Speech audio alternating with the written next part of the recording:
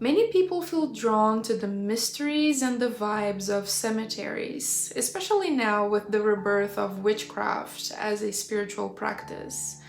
But should you just come and go like it's nothing?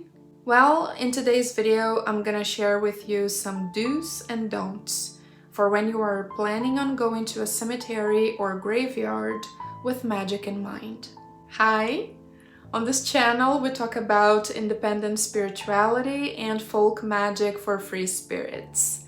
My name is Aster, and in today's video, we are going to be discussing cemetery visits. Like, what exactly should you do, what you shouldn't do, and especially if you are going to a cemetery or graveyard with magical purposes in the back of your head. I have to mention, of course, that I am coming from my personal experience and I am heavily influenced by my cultural background and the many things that my mother taught me. Take what resonates with you. If there's something that doesn't really apply to your location or your culture, that's totally fine. But I think that at the end of the day, it's very interesting to share different perspectives because, for example, somebody who is Jewish, I'm sure that they are going to have a very different perspective on this theme as somebody who is Asian. So it's important to bring diversity, right? And that's what I'm trying to do with today's video. The first thing that I would like to address, it's more like fun fact kind of thing, but again, I think it's gonna be interesting. I would like to invite you to think a little bit about social status and death hierarchy. Wait, I need to check how to pronounce that word. I'm not sure if I'm saying it right. Hierarchy. Hierarchy. It's kind of hard to say it, but anyway.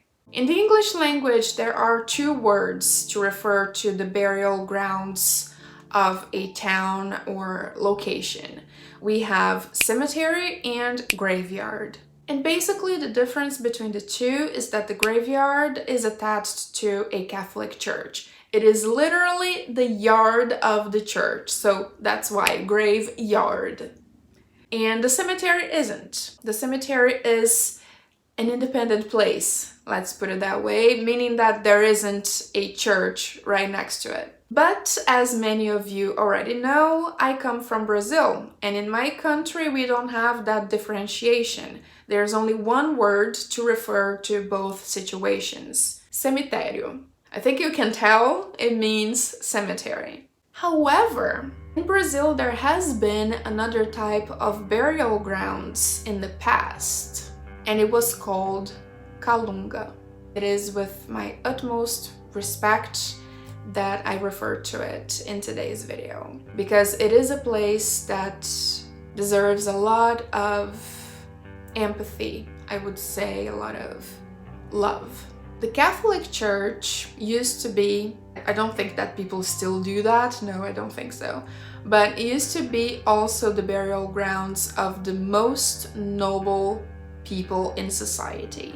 And the richest, they would even, of course, pay a lot to be buried inside of the church. And other important people would be buried outside in the yard of the church. Some people who were morally questionable, but still socially tolerated because they came from good families or they managed to make fortune during their lives, those people still earned a place at the cemetery, but because of their actions during life, they were buried next to the walls. So I don't know about your culture and your country, but in Brazil there has been that kind of division of the individuals being buried. Even people who had a little bit of questionable lives and questionable choices, they could have a place at the cemetery depending on how much money they had or their family had. But how about the slaves, the prostitutes, the people who committed crimes and were condemned to be hanged? Where do you think they were buried? They were buried at the Kalonga. The Kalonga was just some poor piece of land that could not be used for other purposes, and it was just an unofficial kind of cemetery. It was really not prestigious to be buried there. If somebody was buried at the Kalonga, it meant that throughout their lives they didn't mean anything relevant to society, and that they were not esteemed in any way because of the life they led, or because they were not rich enough. Maybe they were poor, maybe they were slaves, maybe they were indigenous people. You name it. It was anybody who lived in the margins of society. And even the way in which the bodies were handled to be placed in there was really with no ceremony, no care, no preparation. The body would be taken as it was, tied up in fetal position, and just thrown in some shallow hole in the ground. With no tombstone, not even a cross, no nothing. Just some unmarked grave that today lays underneath some house, some road, some factory.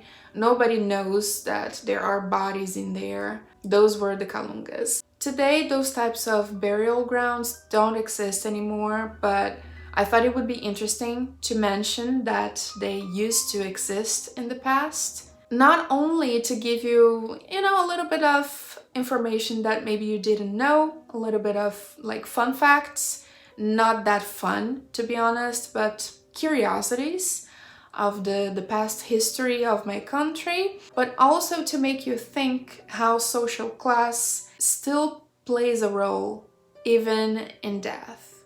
And even today, if we think about it, social class still matters. It costs a lot of money to have a tomb and to have a place at a cemetery. It's not for free. And when you are going to enter a cemetery, I want you to keep in mind that some spirits are really sad and bitter.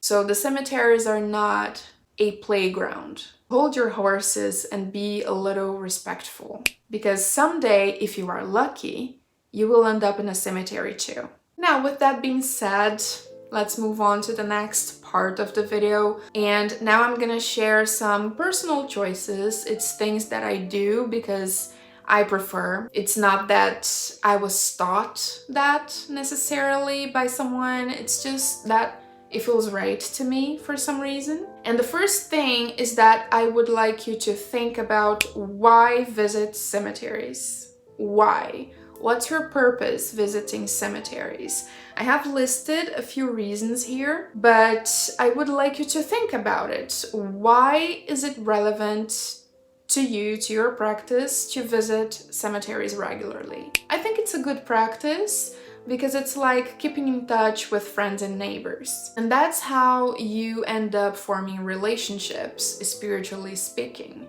I also think that it can be a very philosophical experience of acknowledging death. When you go to a cemetery, at least for me, it does put life and existence into perspective and makes me think of how limited our time is and how fast our time passes. I have talked about this on my spiritual routine vlog, which is going to be linked in the cards and in the description down below, because we take life for granted and we live as though we would never die and nobody we know would ever die, but that's not the reality. Visiting the cemetery reminds me that, my God, my time is passing. Am I really taking the most out of it? Am I making it count? Am I making my existence count? Because we have a saying in Brazil that the only thing it takes to die is to be alive. So it doesn't matter how old you are, where you live, how much money you have, the only thing it takes to die is to be alive. Another reason to visit cemeteries is to adopt graves. Personally, as I am living in another country, I do feel interested in adopting graves. And currently I have one grave that I visit often, and I think that's a nice experience, you know, to hang out and have tea parties. And by the way, let me know in the comments if you would be interested in me sharing how what's my procedure to adopt a grave. It would be a pleasure for me to share. Let me know if you would like to know that. And of course, you can also go to a cemetery with other spiritual purposes in mind. You can definitely perform workings at the cemetery, but in my point of view, that's not something to be taken lightly. Not because there's something wrong with it, because there isn't, but because you're not just casting a circle in your living room. Cemeteries, depending on the tradition, can also be referred to as saint terrains, because there are many powerful energies and entities in there. It is a very charged, dense, heavy place. I'm not saying that's something bad or anything. I just want you to be aware there are many powerful, mysterious energies in there way beyond the spirits of the dead. So the very least that is required of you if you want to perform a working at a cemetery is that you know what the heck you're doing, okay? That's all. I'm not saying that you can't, that you shouldn't. No, that's absolutely not the point. I'm just saying you want to do a working at a cemetery, okay, but be sure of what you're doing. Editing Aster here, and I just realized that I forgot to mention my favorite reason for going to cemeteries, to visit cemeteries regularly, which is simply to have some quiet, alone time. Sometimes in our hectic routines and lifestyles, we end up not having that much opportunity of being alone in silence, if you think about it. And depending on the configuration of your local cemetery, you can go over there and sit down on the grass to read, to have a picnic. Something that I like to do sometimes is taking my embroidery projects to do over there in complete peace and silence. Going to cemeteries can be just an overall very relaxing experience. So there's that, and I completely forgot to mention. Now back to the video. Okay, now personal choices of mine. What are the basic tools that I like to take with me when I am visiting the cemetery? 2 things are a must. Everything else is optional, but 2 things I will take no matter what. It's a pouch of coins and a blessed head covering.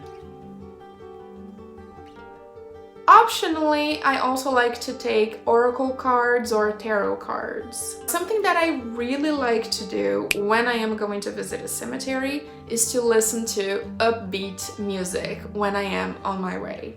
I think it does lift my spirits and puts me in a very good mood, in a much better place. So I am in a high vibration once I arrive there. Now I'm gonna mention a few things that I have learned through my mother, or I have learned otherwise through my culture in general, about like how do you enter, how do you exit, etc., that kind of thing. Okay, so how do you enter a cemetery? Every cemetery has a guardian at the gates, or even more than one. So what I was taught to do is to take 1 coin. Doesn't matter the value of the coin, but you take that coin, I place it to my right, and I ask the blessing and the permission of the guardian of those gates to allow me to enter peacefully, and I explain what are my purposes in going that day, what exactly I'm going to do, and then I enter. Another thing is to avoid taking objects from the cemetery. That's something that my mom taught me, and I totally agree with it. Everything in a cemetery has an owner. Even a stone on the ground, it belongs to somebody and it's not you. I'm not saying that you must never take anything from the cemetery. I'm saying avoid.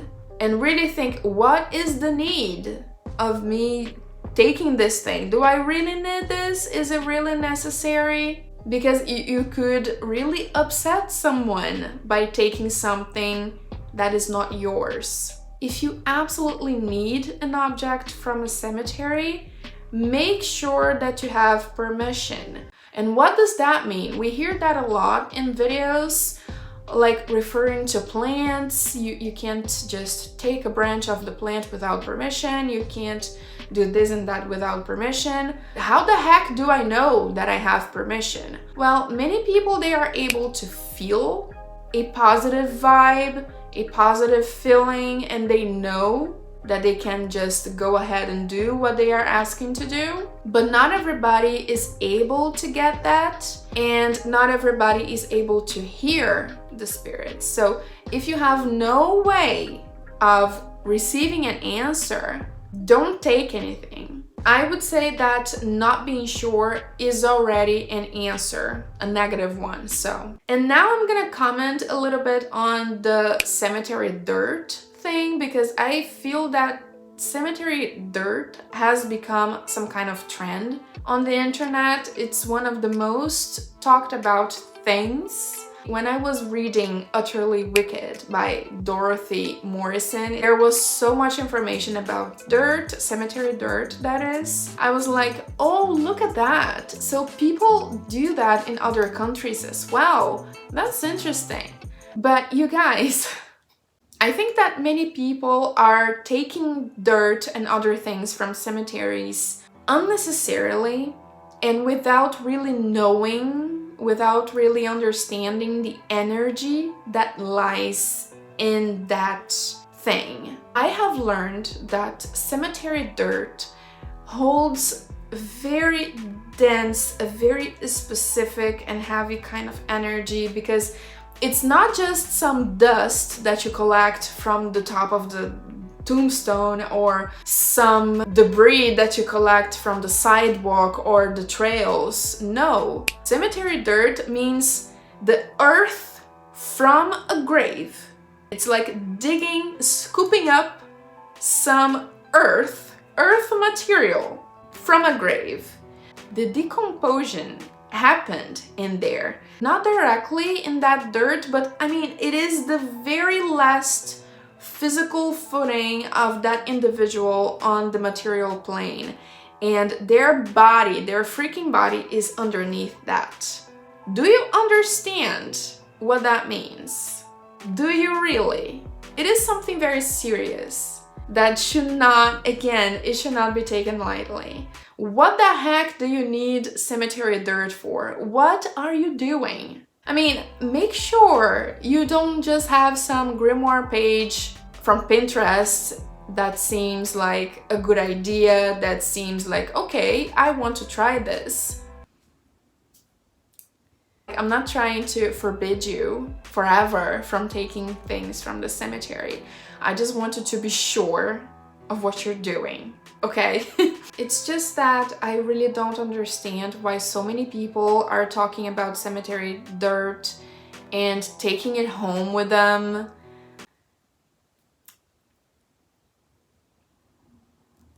Anyway, okay, what do I like to do when I go to the cemetery? I just like to hang out, you know? I take some time, I sit down on the grass, I eat cookies, I drink tea, I read a book. Sometimes I take my embroidery with me to do over there. Cemeteries are incredibly peaceful places. Almost every time that I go to my local cemetery, I am alone. Very few people are visiting. Sometimes I can spend a whole afternoon all by myself, physically speaking. That can be very soothing, you know, it's very peaceful, very calm. How do you exit a cemetery? When I am leaving, I place the coin to my right and I say thank you for allowing me this peaceful visit, and everything that I have found in here will remain in here. Nothing is coming with me. Then I remove my veil and I go home. Traditionally, what people do in Brazil is that they turn around and they exit the cemetery facing it. So with your back to the street outside, you leave the cemetery looking at the graves. I'm not able to do that because I go there by bike. It would be very hard for me to turn around and, you know, get my bike outside at the same time. Another something that I personally like to do, when I arrive home, I put all my clothes, everything I was wearing, I put it to be washed right away, and I take a garlic peel bath just to take away all of the energies, anything that maybe came along with me. It's kind of like bleach in a way. So it's also good to take an herbal bath right after that. I really like rosemary. Rosemary is pretty much like my favorite herb. I use it for so many things. And of course, I would love to know your personal do's and don'ts for visiting a cemetery. Please make sure to share them with me in the comments below, because I find it super interesting to see things from the other person's perspective. If you want to take a look at what cemetery visits look like in my personal practice, a vlog in which I showed that and also a little bit of ancestor veneration will be linked in the end screen, so make sure to stick around to take a look at that. As always, thank you so much for watching, and remember, practice makes perfect. So let's get witching. Bye.